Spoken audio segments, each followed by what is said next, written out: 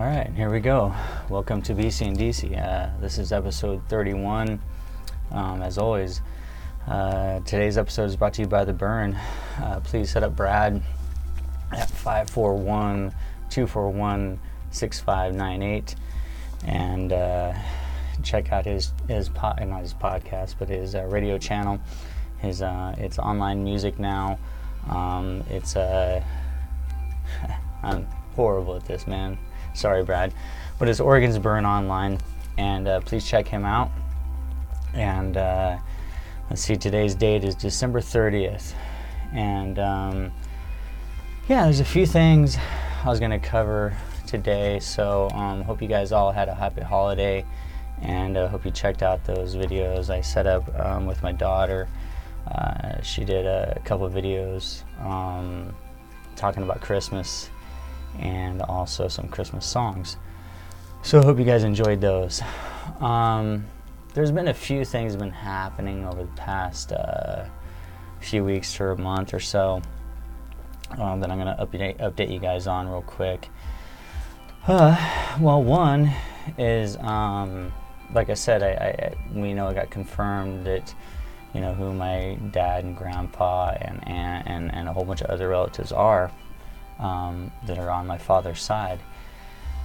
Well, I said I wasn't sure how long it was going to take me to be brave enough to go and to talk to my aunt. Excuse me. Well, I found the courage, and the funny thing was, it wasn't really that hard. It just needed just a little bit of time, and yeah, it was fine. I messaged her on Facebook Messenger because her phone was broken, and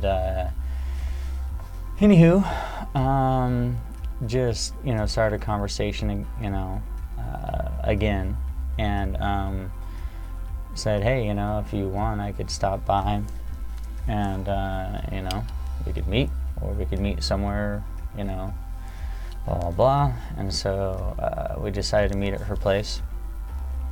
And so I went over there, oh gosh, I guess it's been a few weeks now. So met her. She's a nice lady, like I thought she would be.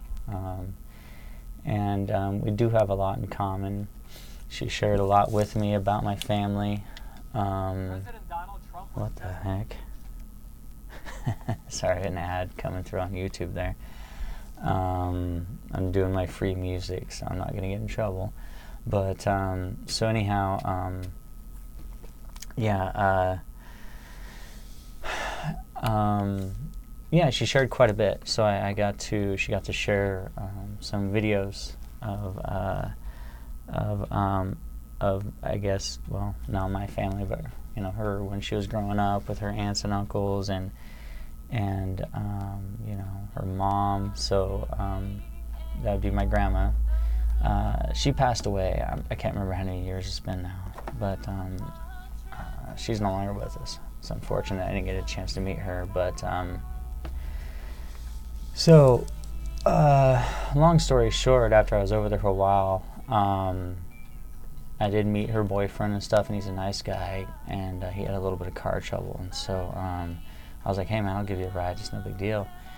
And so as we were talking in the living room, she was talking to her dad, so my grandpa, on the phone in the other room, and came out and was like, okay, so, you know, dad rather, said, we can borrow his truck for a little bit until we get the car fixed, this and that, whatever. You guys go ahead and go over there and get it. And I'm like, what? And she's like, oh yeah, and he's ready to meet you. I'm like, okay. And I was like thinking in my head, I'm like, I'm not sure if I'm ready to meet him, but okay. And so I kind of kept my shit together, and you know, we got in the truck, and I started taking my aunt's boyfriend over there, and so he's telling me where to go and stuff, and the whole time, like, I can feel my anxiety kind of building up, you know, like, holy shit. But I kept it together because I know how to, you know, fake the funk, as I always talk about, and how to act, quote unquote, proper in public. And so went to his house, and I was like, okay, well, here we go, kind of kept it together, and got out of the truck, and I look up, and there he is, pretty much just coming towards us, walking towards us in his driveway, and he says something like the truck is warmed up and ready to go, and then looks over at me and says something like, "So you're my grandson, huh?" And I'm like, "Apparently." And he's like, "Yeah, what's the DNA test said?" And I'm like, yeah, that's what it says. And so I went to shake his hand, because I figured since he's old school, but he actually embraced me in a hug, and held me pretty tight, and held me for a good amount of time.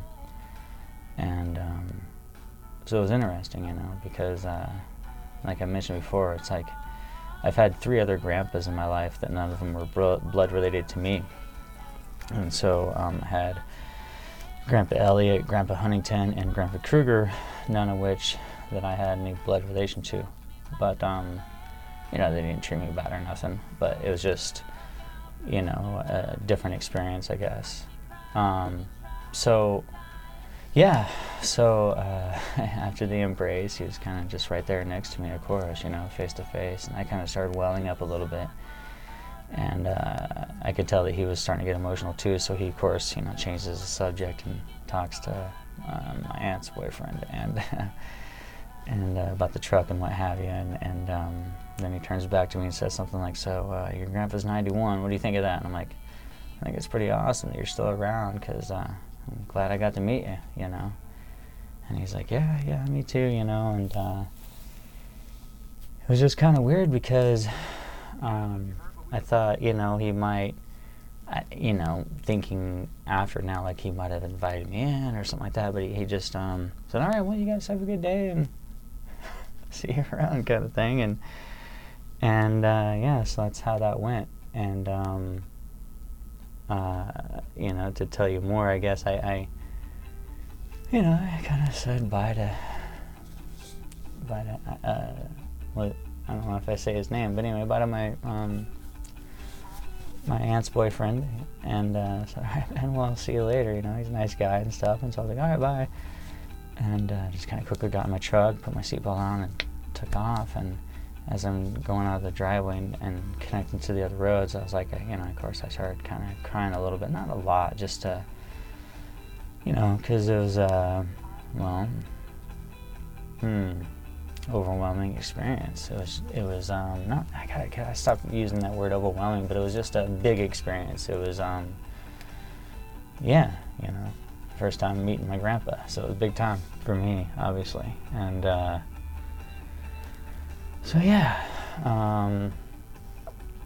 so let's see. So I haven't really. I've chatted with my aunt only a couple times. Actually, I just she messaged me today saying she got her phone fixed and stuff like that, and said I looked like I had fun this weekend, because I posted some pictures on Facebook about me riding. I rode motocross. I think I mentioned it before to you guys, and it's one of the greatest therapies there is for me. It's I love it. Anyway, although my back hurts like hell today. And it is during the day. This is an odd one. I'm recording during the day, so it's like at, 3 o'clock or something like that. And usually I'm recording like 10:30, 11 o'clock, midnight, something like that. It's because I had a problem with the job, and then I went to another job today to work on it, and I started realizing that my back's so damn sore that I don't know if I could run my tile saw. It's a gas-powered tile saw, concrete saw. I don't know if you guys all know what that is. Doesn't really matter. And then I'm gonna have to break some asphalt apart and dig some dirt up and start putting some foundation in for a deck. And I was like, I don't know if my back can handle that, actually. So I decided to take another day. And I was like, well, I might as well do something positive and record a podcast, because to get into the subject now, not that those updates aren't important for you guys, because I know you've been following along with me on this dad journey, and so as far as my dad, that hasn't changed as far as the update on him and what he knows or what he doesn't know, or and he still doesn't know this. My aunt said something, she might mention something to her cousin to mention him, and I don't know. I think for me, I should probably just contact him. My wife is somehow became friends with him on Facebook, and so I could probably message him through her account, although he doesn't get on Facebook very often. Excuse me. I figure I can do that. And, because the letter thing, went, who knows where it went. And then as far as me writing another one and I send it to his address or something like that, I think, I don't know. I think that ship has sailed to a certain extent. So maybe just a personal note on Messenger, kind of similar to the letter I read you guys a few months back. Just letting him know I exist and that his grandchildren exist, and that, if he wants to make a connection, it's kind of up to him. And I'm just here to let him know, And, that's kind of like something else I was thinking about before. I was talking to the wife about like these different, little quotes and mantras I have, and one of them is, I'm not here to judge. I'm really not. I'm just here to observe. I just see and watch and,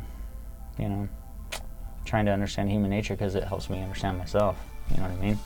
And so, I think that's huge, to not judge others, because you don't know what they're going through. You don't know their past. You don't know what mental capacity or incapacities they have. It's one of those things of like I've always said, it's like, be very careful when you judge another person, because you have plenty of shit wrong with you. You have plenty of problems, plenty of things other people could point out and say, yeah, you need to fix that shit. Of course you do. And that's the beauty of being a human being, is that shit never ends. You're never done. You're never done learning. You're never done fixing. You're never done improving who you could be. There's no perfect person and never will be. But you can be the best you can be. To quote the old army quote, be all you can be kind of shit. But it's true. What else are you going to do with your life? Sit around and be a piece of shit? Come on. There's better options, right? You can try to inspire yourself and inspire others. Not much better than that, I struggle with that a lot, trying to be the best person I can be, and it's never going to be easy. It's never easy for any of us. So just work at it. Anyway, I'm going to enjoy this real quick.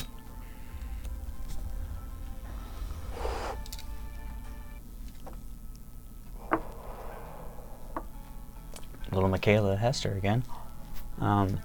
Excuse me. Got something in my tongue there. So,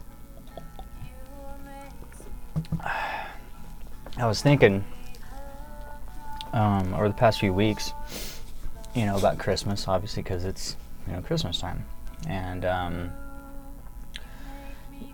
not to beat my little drum or to play my violin, however I want to word this, to say that, I spent some Christmases alone. And I'm sure many of you have probably dealt with that, and it's not a fun place to be. But I don't say that for pity. I just say that because I also know during Christmas time, during the holidays, is when people get really depressed a lot. And I started thinking about that and thinking about depression that leads to suicide, and how high the rates are during the holidays and stuff like that. Or maybe that's just an old school statistic that I used to hear about, because I don't know if it's still true or not. I just assume, so I'm making an ass of myself. But at the same time, it's still an issue regardless of whether it's a statistic or not. Being lonely does make you depressed, of course. So anyway, so I started thinking about those things, and I started thinking about that. I made a podcast at the Coast this summer that I never published. I never put out, and my topic on it was suicide, and I never really revisited it. So I thought about today doing that, and kind of going through those things, because, well, it's that time of year, and I know that I've kind of, passed the window in a sense of maybe getting to people before the holidays. But maybe I can help people that are at least still making it through and are kind of just like struggling with the quote-unquote year, and the idea of starting a new year, right, in a couple days. And the New Year's upon us, and although it really doesn't mean a whole lot because the calendar is something that we made up as humans, but irregardless, the placebo effect is still there, because every year we start anew, right? And in a sense we do, because if you're here in Central Oregon or other places that have the 4 seasons, it does start anew at the beginning of the year. Things start to change and grow, right? And maybe spring should be the new year.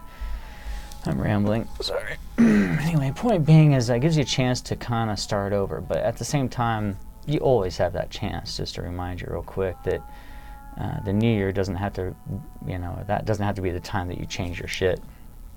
And most of the times when people take those New Year's resolutions as like, hey, I'm going to eat better and exercise more, and that's something that all of us should do irregardless. It shouldn't be something you do only for a few months at the beginning of the year.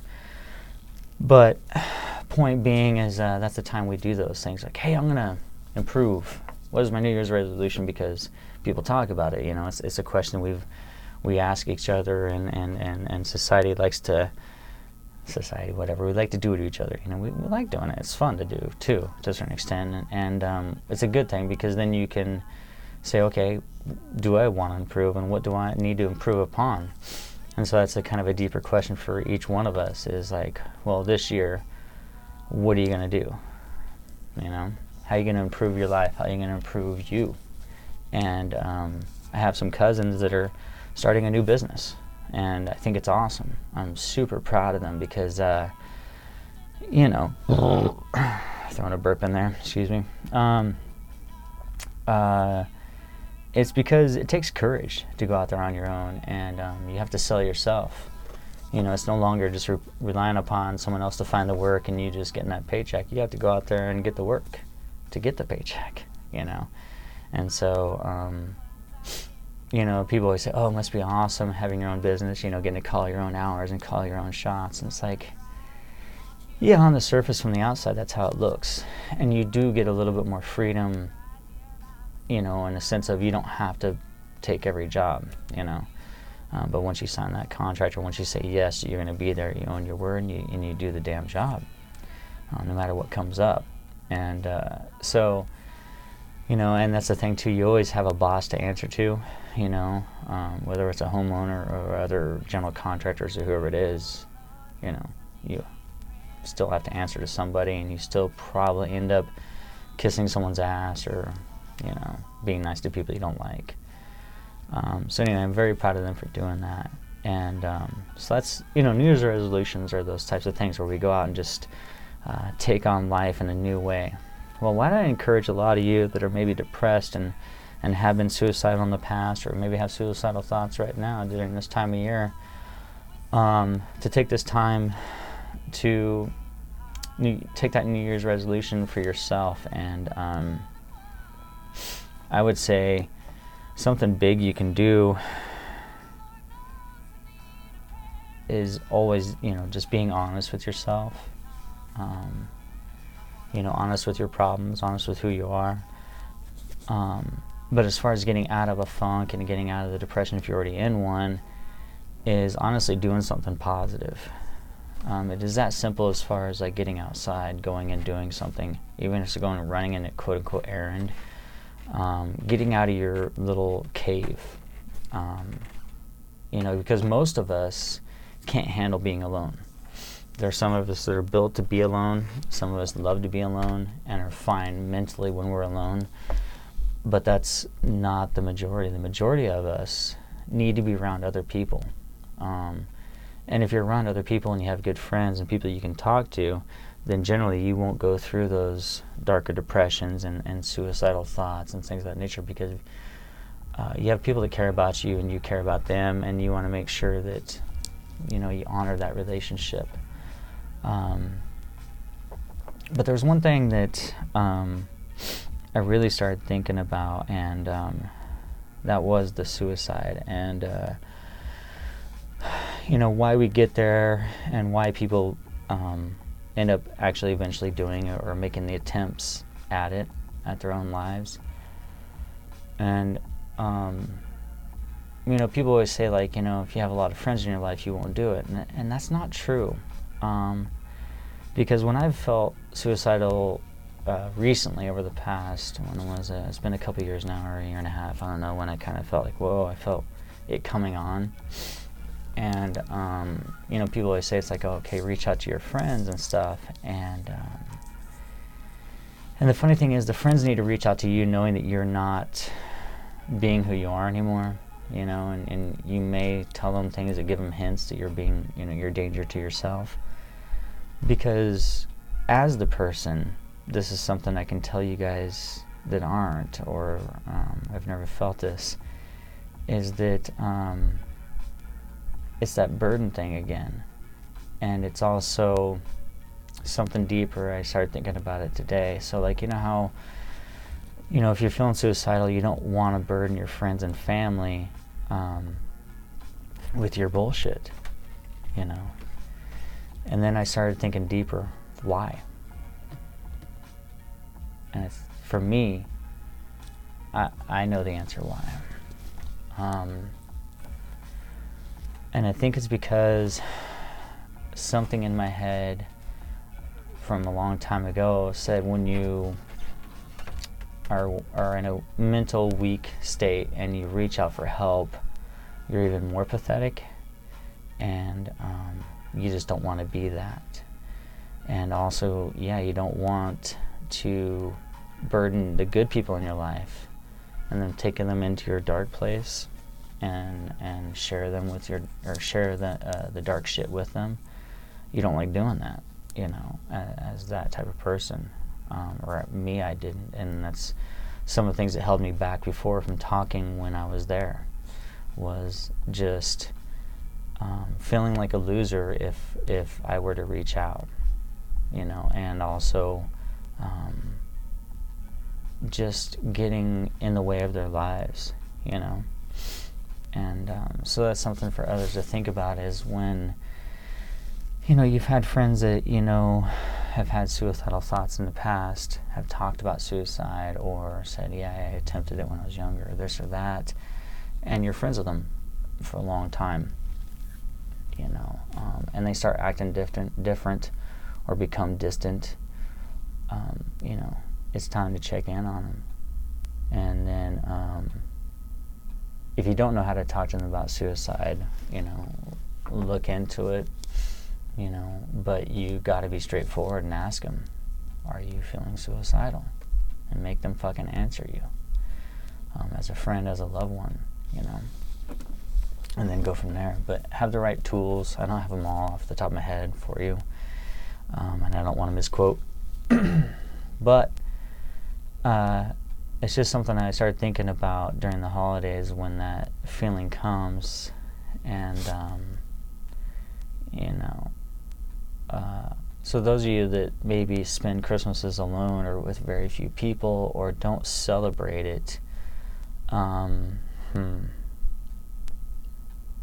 would encourage you to celebrate it, because it's uncomfortable for me, but at the same time, it's becoming less and less uncomfortable over the years, being around Mindy and her family, and then also now having my kids. It's really easy to just enjoy them, watching them open their gifts, and I let them open mine for the most part now, and so you can live it in different ways. You don't always have to always live in your past and think about, like, oh, woe is me, and my childhood Christmases were fucked up, so therefore I'm not going to celebrate Christmas. You can do different things. I mean, maybe if you just celebrate your family all year round, maybe you don't have to that time of year, but it's a good time to, like, just reflect on who you're around, who are the people that love you, and why, and in a sense, be thankful and grateful that you have them, and give that thanks back by not killing yourself. You know what I mean? Because you're not a burden. Because if you were a burden, you would have no one in your life. Literally no one.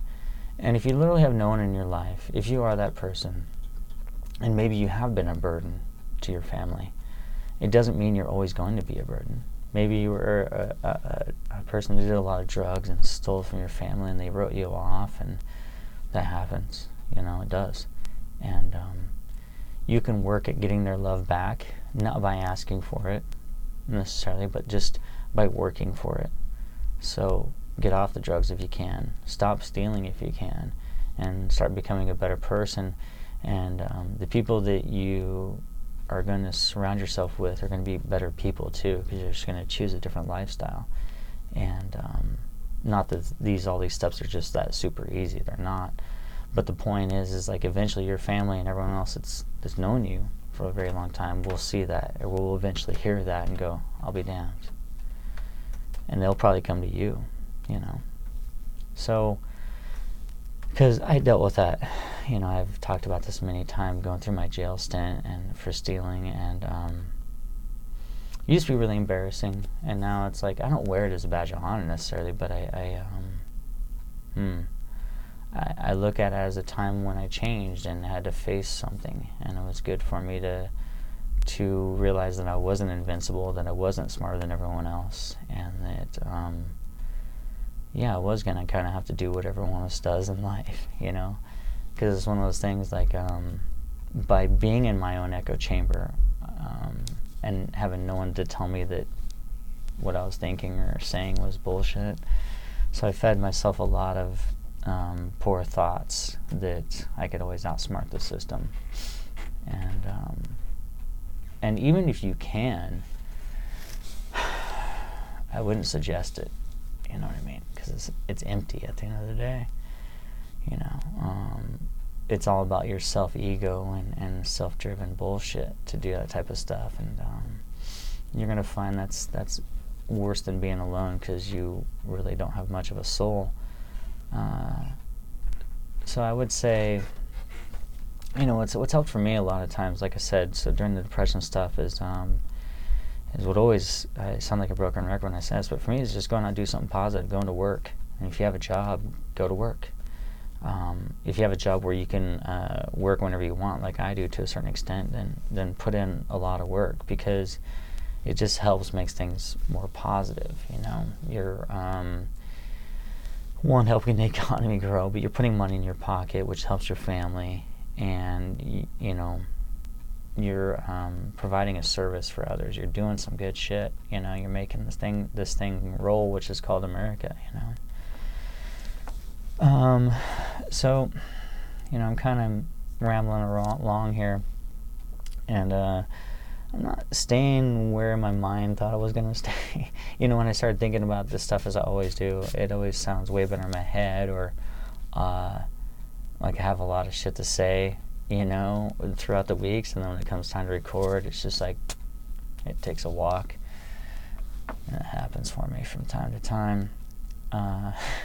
So sorry about that, because it is an important issue. Every time I get on these issues, like I tend to get a little stuck, because I don't want to say the wrong thing when it comes to mental health, suicide, depression, those types of things.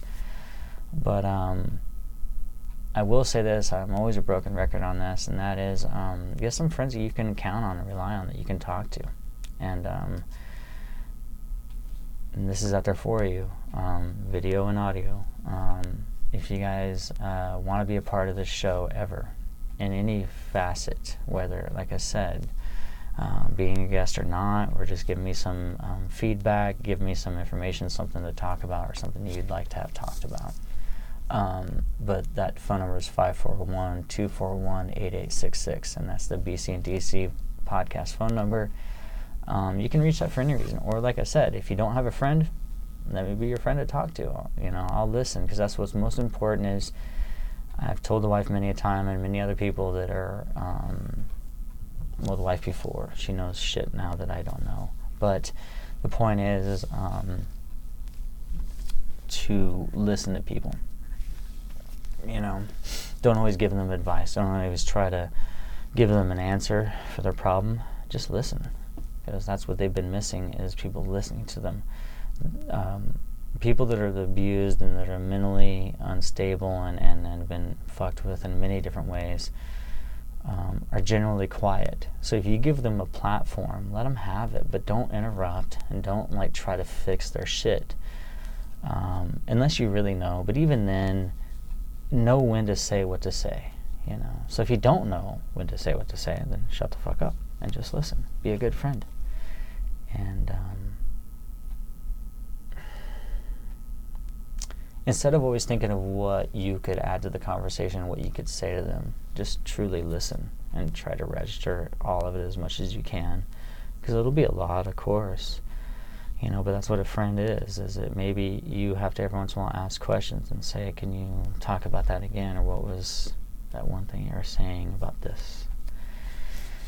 And that shows that you're listening. It shows you're trying to pay attention, you know, rather than trying to interrupt and rebut and fix and give advice and, you know, tell them, oh, that's so similar to what happened to me. And I'm guilty of that. I do that a lot. I'm like, oh yeah, I know what that's like. And a lot of times you don't have a fucking clue what that's like. You're talking out of your ass.